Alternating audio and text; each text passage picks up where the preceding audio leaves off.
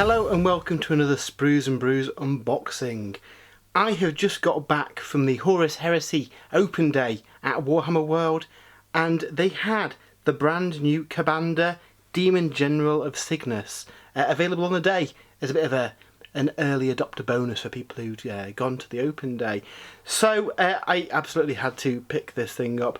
First of all, it was £215, so a bit of a pricey one, but it does look a big, impressive kit. So what we're going to look at this video is look through the kit, have a look at all the parts, have a look at the instructions, how it all goes together, and yeah, I'm very, very excited to build this guy. Big Demons fan.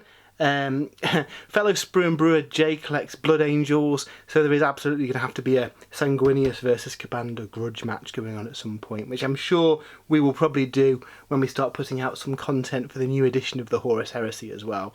So yeah, let's open this up and have a look what is inside.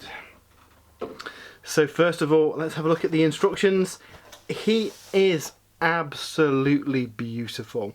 So obviously at the open day today, they had this in the cabinet, and it is big, as we'll see in a bit. It's actually on an Imperial Knight base, and the wings are at a funny angle in the picture, but when you see it in the flesh, it kind of looks like he's just landed and they kind of swept back over him. We'll see that with the parts in a little bit, but it is really cool. What we also saw is that he has got an alternate kind of faceplate that can go over his face. I really like the sculpt of the face itself, but if you want a more kind of armoured looking Commander, then yeah, you've got this kind of like helmet that can go over him. So again, we'll see all that when we get into the kit itself. But yeah, very, very excited to build this. Normally in these videos, what I'd like to try and do is get them built and painted, but obviously with this only going on pre-order today, and I don't think there's many videos out there, what I wanted to do is get the unboxing up first, and then I will follow up with another video once I've got it all built and painted. So as you can see, it's got 49 parts, so quite a complex kit. Similar really in parts to Angarath, the existing Exalted Bloodthirster that Forge World do. Even similar construction down to the two-part wings, the spikes on the wings. The whip's better designed in that it's multiple parts rather than the long whip that you had to position yourself in the Exalted Bloodthirster kit. And you probably can't see it too well on the picture, but we might be able to see it as we're going through the parts. The whip's quite well designed to stay within the kind of confines of that base, so it's not going to get in the way and tangle of the models like the old Exalted one did, which is really good from a design point.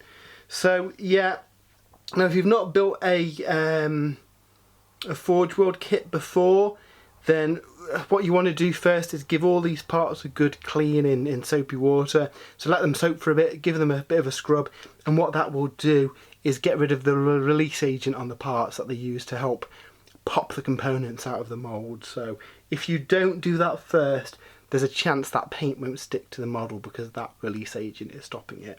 So yeah, just make sure you do that first.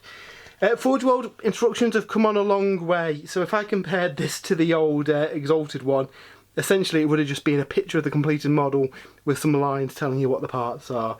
Those days are gone. We've got nice kind of detailed instructions talking you through how to build the model. It will even show kind of where you need to glue, what the different options are, if anything needs cutting out like shim, so really, really detailed now. So as you can see from this shot here, you can either build him as on the front with the horns or leave them off and put the helmet on. I'm probably going to build him without the helmet because I think he looks more kind of like feral and aggressive without it on. But yeah, you've got the option there. And then yeah, going through fairly straightforward. A lot of this is quite similar to how the Exalted one goes together. Main difference really is that whip that is in multiple parts. And honestly, I think really the arm with the whip might be the only piece that I leave as a separate sub-assembly. I'll see when I'm building it if it's going to get in the way assembled. I think looking at the model in the flesh, there's not a lot of places where the model itself is going to get in the way, and it's a bit more stable all built together as well. So yeah, the wings look straightforward again. once I've built it, I'll let you know, but I think you should be able to put a pin through both of these kind of struts as well if you do need it reinforced. All my demons, I've just glued the wings to the model. I find it easier, and I've had no issues transporting it in a big, really useful box. So again, if transport is an issue, you could probably leave those separate. You could probably do something with the arms to make them a little bit more modular as well, but I'm probably realistically just going to stick all this together. So yeah, that's what he's going to look like when he's done. So let's have a look at all the parts and see what you get in the kit. So there's a lot of stuff in here. Let's start with these pieces first, because I believe that they're going to be the wings.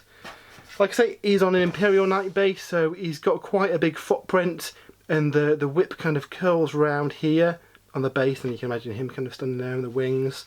So yeah, that is cool. So let's have a look. Really, really nice sculpt with loads of detail on these. I had a quick look earlier while I was kind of ogling the model, and I don't think there's going to be too much cleanup required on this kit.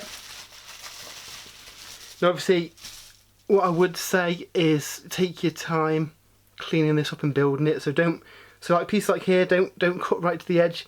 Cut a bit out, take that part out, and then just trim it down, and you can get a nice finish then. Because what you don't want to do on a big, especially a big expensive kit like this one, is end up damaging it. Nobody wants that. But the wings, I mean, the sculpts look really nice. I can't see any like mould slippage or anything on here, which is good. Generally speaking, new kits, you tend to get quite nice sculpts. It's when the mould's been used a couple of times that they start to kind of degrade, and you get some of the flaws that you sometimes see, but that all looks really nice. That is good. So going into the baggies, we get 2 boxes of parts. Looks like one is mostly the whips and kind of accessories and weapons, and then this looks to be the main body. So let's put that to one side for now, and we'll have a look at what's in here. So we have got, move that to one side, the base. It looks like it's a ruined Leviathan Dreadnought on the base, and then there's a Terminator next to it. Sorry, a Space Marine next to it. So obviously with this being Kabanda, these are going to have to be painted as Blood Angels, I think. I think that's the law. So yeah, big chunky base for him. We've also got the main body. Again, this is, if we want to focus, an amazing looking sculpt. I love the expression on his face. Looks really angry and aggressive. Really clean details. There's a little bit that needs cleaning up, but on the whole it's a really nice sculpt. So there's contacts for the wings there maybe, so I've got a feeling this should slot together quite nicely. Obviously a lot of these newer kits are like computer designed as well. I don't know if the old Exalted Greater Demons were. They weren't too difficult to build, but I know the whip was a bit of a nightmare to position. We've then got the legs, so we've got the body there, we've got the leg, we've got the torso in here somewhere. Just to give you an idea of kind of like the size of it. So I'd probably say he is similar kind of like height to the Exalted Greater Demon. And then obviously you've got some massive wings on the back of it. So like I say, we'll build him up and paint him and have another video after this where we go into what he looks like. But so that's kind of like the bottom of the torso. We have got a leg, some nice corn details on there and skulls and the like. That's cool. He's got a tail, because why not? We've got the arm that holds the whip, it looks like there, with a bit of a kind of shield as a gauntlet. A nice bit of kind of armour mesh on him. I made sure to take some pictures of the painted up Games Workshop one when I was in the hall, when they showed this off at the open day. I might insert some pictures during this just to show you some better shots of the painted one that they've done. But yeah, good inspiration for how to build it up anyway. Yeah, this is really cool. Some really nice details on this kit. Awesome. And then finally in that one we have got, looks like that is his clothing just coming down from his torso. Again, really nice. So we'll stick that back in the box. and we'll have a look what comes in the other little box of parts. So we'll move that to one side. We'll grab this one, which seems to contain all the little kind of like intricate fiddly parts.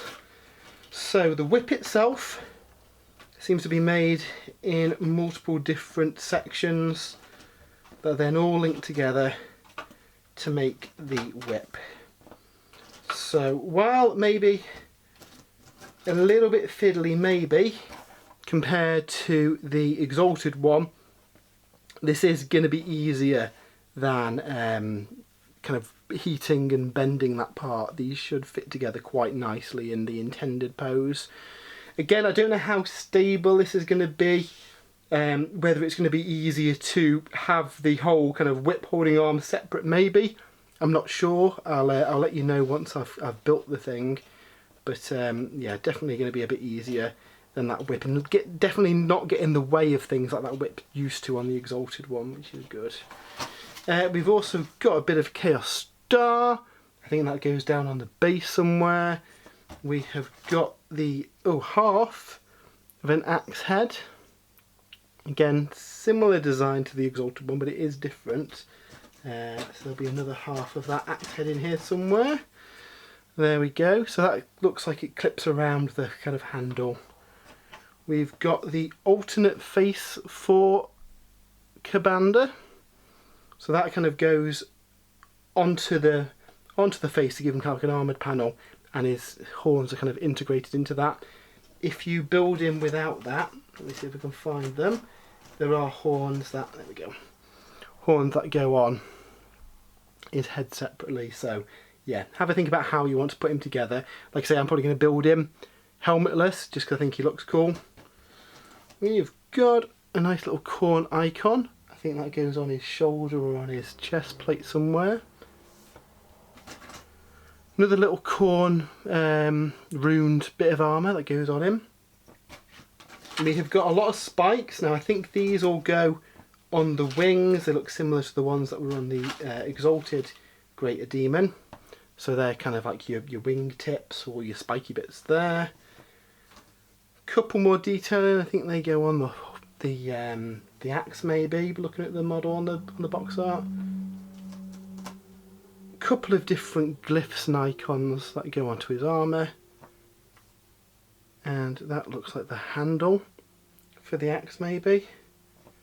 And then we've got another little rune here.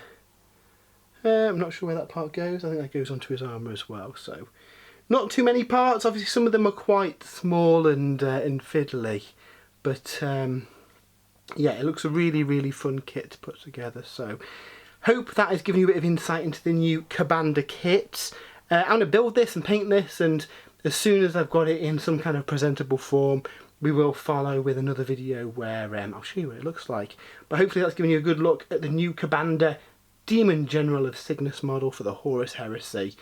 Very excited for the new edition of the game. We were down at the open day today and it looks amazing.